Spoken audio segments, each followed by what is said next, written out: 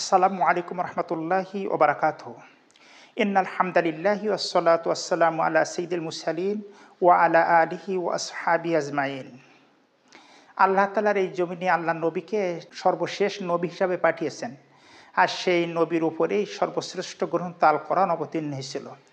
আর আল কোরআন নবী সাল্লাল্লাহু আলাইহি ওয়াসাল্লাম যখনই পড়তেন তখন কতই না ভালো হতো। স্বয়ং আল্লাহ তাআলা যে কোরআন আমাদের নবীর উপরে অবতীর্ণ করেছেন, আর আমাদের নবী যখন তেলাওয়াত করতো তখন মানুষের তেলাওয়াতটা শুনে মন ভরে যেত।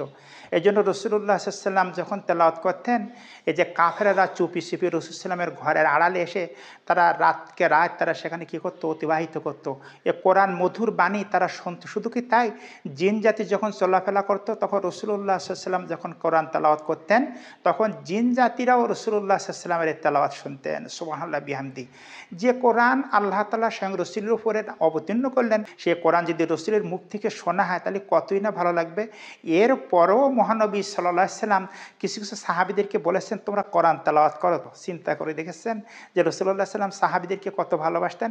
এখন বুখারী শরীফের একটা হাদিসে আসছে রাসূলুল্লাহ সাল্লাল্লাহু আলাইহি ওয়াসাল্লাম কোন সাহাবীর কাছ থেকে কোরআন তেলাওয়াত শুনতে চেয়েছিলেন সে সম্পর্কে আপনাদের সামনে আমি উপস্থাপন করতে যাচ্ছি। বুখারী শরীফের 3537 নম্বর হাদিস, হযরতে আনাস ইবনে মালিক রাদিয়াল্লাহু তাআলা হতে বর্ণিত, মহানবী সাল্লাল্লাহু আলাইহি সাল্লাম উবাই ইবনে কাব রাদিয়াল্লাহু তাআলা আনহুকে বললেন, আল্লাহ তাআলা লাম ইয়াকুনিল্লাযিনা অর্থাৎ কোরআন শরীফের 30 পারার সূরা আল বাইয়িনাহ থেকে তেলাওয়াত করতে বললেন। সূরাটি তোমাকে পড়ে শোনানোর জন্য আদেশ করেছেন। সুবহানাল্লাহ বিহামদিহি। উবাই ইবনে কাব জিজ্ঞাসা করলেন, আল্লাহ তাআলা আমার নাম উল্লেখ করেছেন? মহানবী সাল্লাল্লাহু আলাইহি সাল্লাম বললেন, হ্যাঁ। তখন তিনি আনন্দের আতিশয্যে কাঁদলেন। তার মানে আল্লাহ তাআলা যখনই রসুলকে ঘোষণা দিচ্ছেন, আল্লাহর পক্ষ থেকে ওহী আসছেন যে হে নবী, তুমি উবাই ইবনে কাবকে বলো যে লাম ইয়াকুনিল্লাযিনা কাফারু মিন আহলিল কিতাব যে সূরাটা আছে এই সূরাটা যেন তিনি তেলাওয়াত করে শোনান। এতে করে বোঝা যাচ্ছে যে রাসূলুল্লাহ সাল্লাল্লাহু আলাইহি ওয়াসাল্লাম শুধু সাহাবীদেরকে কোরআন শোনাতেন না, অনেক ক্ষেত্রে সাহাবীরাও রাসূলুল্লাহ সাল্লাল্লাহু আলাইহি ওয়াসাল্লামকে কোরআন তেলাওয়াত করে শোনাতেন।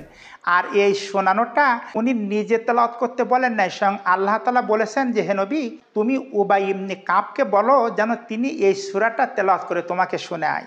কত সৌভাগ্যবান সাহাবী, চিন্তা করে দেখতেছেন। তা আসুন আমরা বেশি বেশি করে কোরআন তেলাওয়াত করি এবং আমরা বেশি বেশি করে কোরআন অনুপাতে আমরা আমল করি। আল্লাহ চাহে তো কাল কিয়ামতের ময়দানে এ কোরআন আমাদের জন্য সুপারিশ করবেন, আর রাসূলের সুপারিশ আমরা পাবো ইনশাআল্লাহ। সম্মানিত দর্শক শ্রোতা মণ্ডলী, এই ছিল আমাদের আজকের ভিডিওটা ভালো লাগলে লাইক দেবেন। পরবর্তী আবার কোনো ভিডিওতে দেখা হবে ইনশাআল্লাহ। ততক্ষণ ভালো থাকুন, সুস্থ থাকুন। আল্লাহ হাফিজ।